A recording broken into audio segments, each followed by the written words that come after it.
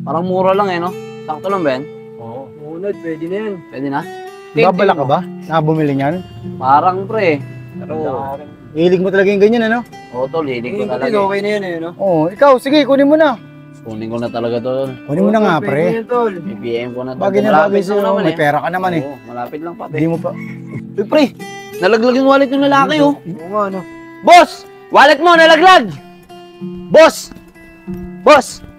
Wallet mo, nalaglag, oh. Pre, salamat Ang bait mo naman. Wala yun, boss. Siya nga pala, taga dito ka ba? Ayoko pre, taga dito ako. Bagong lipat lang ako dyan sa may apartment ni Galita. Ganun ba, pre? Bago ka lang pala dito. Siya nga pala, pre, pagka kailangan mo ng matatambay at makakausap, andito lang kami. Ayan, mga tropa ko. Sep, di ba yung kausap ni Ena dyan yung galing kulungan? Yung bagong lipat dyan sa may apartment? Oo nga, Tin. Ayun nga yun. Tawagin mo sa Enad. Hindi natin alam kung anong gali meron yan. Dad! O nga pala si Enad, pre. Ay pre, ako nga pala si Kaisan. Pre, mukhang tinatawag ka na ng mga kaibigan mo. Ay, pre, paano? Dito na ako, ha? Basta pagka kailangan mo ng katambayan, punta ka lang dito sa tambayan namin. Sige lang pre, salamat Sige, pre. Bakit ba, Tin? Tawag ka ng tawag, may kinakausap ako, eh. Pre, pinagkakausap mo yun eh, hindi mo ba alam kung sino yan? Alam mo bang galing ng kulungan yan? Oo nga, Nad. Hindi nga natin alam kung bakit nakulong yan eh. Baka mamaya nakapatay yan, kaya nakulong eh. Maging biktima ka pa. Hindi naman siguro, pre. Mukhang mabait naman yung tao, eh. Ay talaga, masyado kayo nanguhusga, eh. Ikaw bahala, Nad. Basta kami, pinag-iingat ka lang namin. Dahil ayaw ka namin mapahamak. Oo, Nad, tama si Kevin. Di ka dapat nagtitiwala sa mga ganyang klase ng tao. Lalo't di mo pa kilala. Ay talaga mga pre, oh. Alam ko naman concern kayo sa akin, eh. Pero huwag kayong mag-alala. Mag-iingat ako. O paano? Merienda tayo sa baba. Sagot ko na. Tara, Tara. merienda ng tao.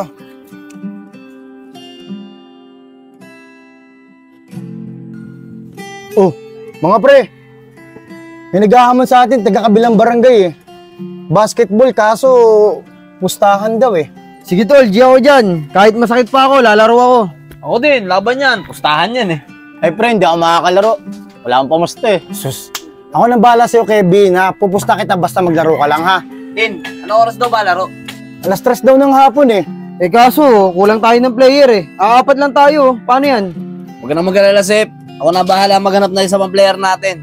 Paano? Bibili muna ako, ha? Soft drinks muna ako. Ang init, eh. Sige pre, yan ka Nad. Okay. Sabay mo kayo siya, Nad ah. Mga dyan, pabili nga pong soft drinks. Isa. Pisan, buti nakita kita. Ay pre, Naglalaro ko ba ng basketball, pre? oo naman pre, bakit? Yun, sakto. Pre, may laro kasi kami basketball bukas. Kulang nga kami sa player, eh. Pwede ka ba? Sige pre, sama ako dyan. Ang tagal ko na rin di napaglaro ng basketball eh. O sige, pre. Bukas, sama ka sa amin, ha. Maglalaro tayong basketball. Pero sa ngayon, pre, sumama ka muna sa akin. Papakilala kita sa mga tropa ko. Tara. Sige pre. Tagal naman nun na Enad. Malamang yun, umuwi na yun eh. Ay no. Oy, mga pre. May papakilala ko sa inyo, si Kaisan. Siya rin yung magiging player natin para bukas. Kaisan, sila nga pala yung mga tropa ko. Si Kevin, si Justin, at si Joseph. Mga pre, ako nga pala si Kaisan.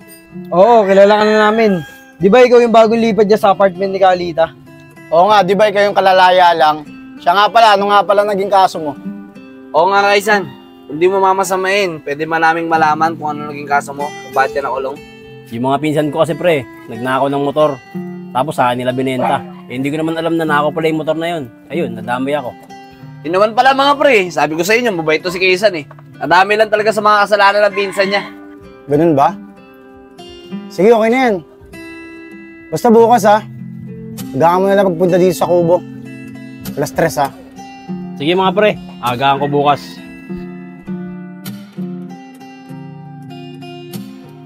Okay, San. Kayo na ka pa ba dyan? Si Enad? Wala pa nga eh. Tara na kaya, daan lang natin si Enad. De. Diyan ka lang muna. Mangyayaram lang kami ng bola. Oo nga, dyan ka na lang muna. Para pag dumating si Enad, may madat na siya dyan. O sige mga pre, ako nang bahala maghintay kay Enad dito. Okay, tara na mga tol. Tara mga tol, bilisan nyo. Huwag na natin isama yun si Kaisan. Para kasing hindi ako komportabling kasama yung tao na yun. Oo nga, bilisan natin. Baka makatunog pa yun. Enad! Enad! Ay pre, nandiyan na. Tara na, Nad! Si Kaisan pre, hindi nyo kasama? Wala nga, Nad eh. Hindi nga nagpunta eh. Tara na, kanina pa tayo naantay ng mga kalaban natin dun. Sige, tara na. Tara!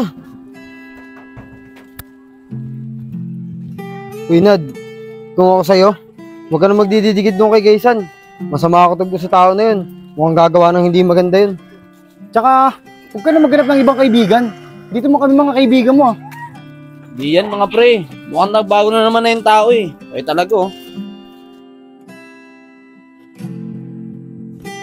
Oo, Enad. Mukhang may lakad ka ha. Saan ba punta mo? Punta ako sa bahay ng tita ko eh. Emergency daw. Siguro baka isang linggo ako dun bago ako makabalik dito. Ganun ba, pre? Sige, ingat ka. Sige pre, dito na ako. Ingat na. Ano, Tin? May mga kalaban ba tayo uli? Uy, mga pre, si Kaysan yun, oh. Mukhang nagmamanman sa bahay ni Enad. Oo nga, Sep, no? Timing pa talagang wala si Enad. Sabi ko naman sa inyo eh, walang magandang gagawin dito yan eh. Kailangan malaman ni Enad to. Tara.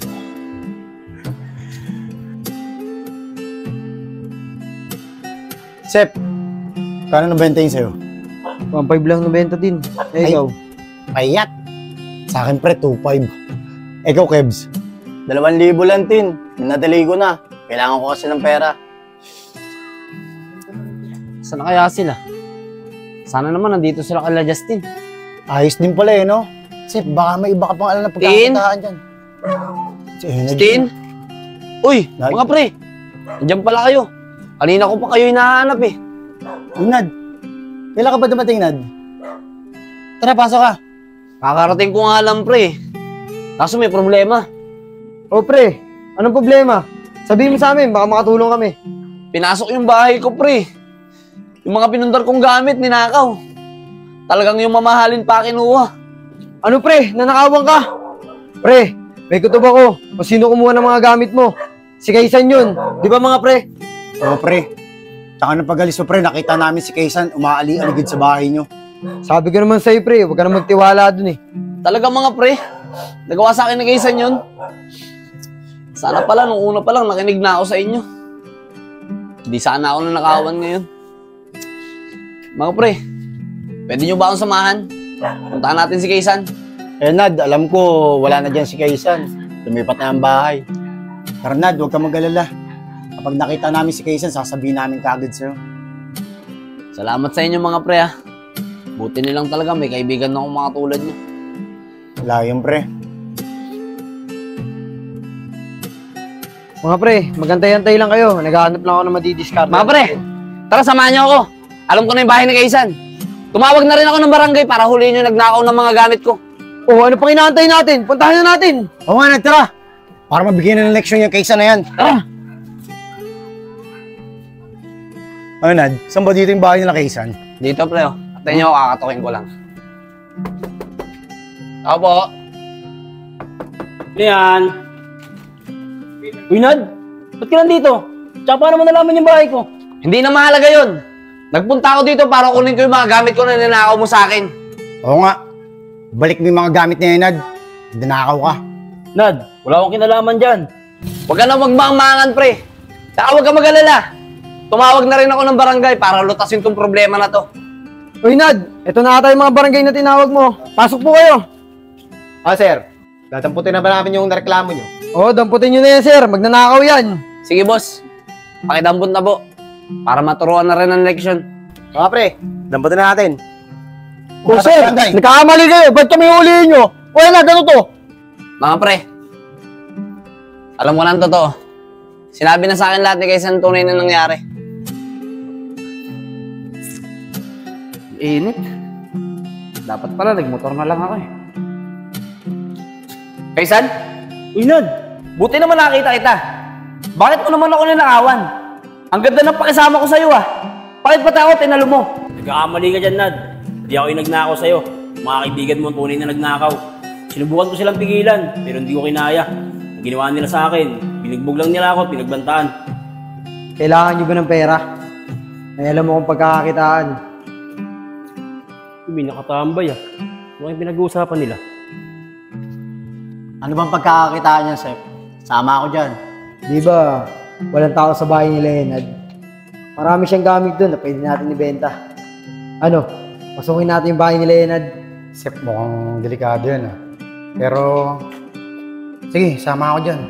Sige, sama rin ako dyan. Basta magkakaperahan. Sige. Mamaya madaling araw, pasukin na natin yung bahay ni Enad para walang makakita sa atin. Sige, Sep. Ayos ang plano mo.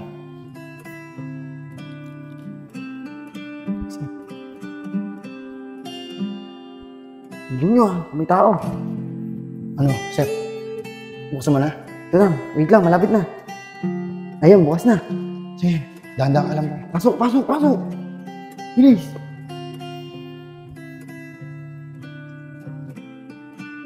Tara, bilisan nyo. Ba't dala-dala niyo yung gamit na Enad? Huwag kang mangialam dito. Ano wag mga alam? Amin na yan! Ano, tulungan nyo ako. Joseph! Anong ginagawa niyo? Ba't niyo ninanakawan sa Enad? Wala kang pakialam. Tin, kayo na bahala, bugbugin nyo. Tama na, itayo nyo. O ikaw, malis ka na dito ah. Huwag ka nang babalik. Pag nakita pa namin yung pagbumuha mo, tutuluyan ka na namin. Sige na, alis na. Tara na mga pre.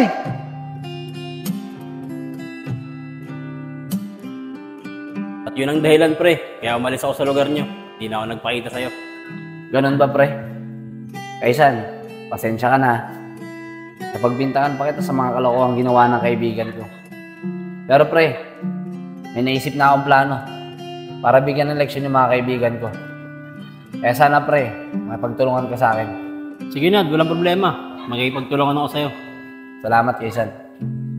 Pasensya na kayo mga pre. Pero kailangan yung pagdusahan lahat ng kasalanan ginawa niyo sa akin. Sige na po, sir. Pakidala na po yung mga yan. Tara, Nad, pag-usapan natin to, Nad! Nad, pag-usapan natin to!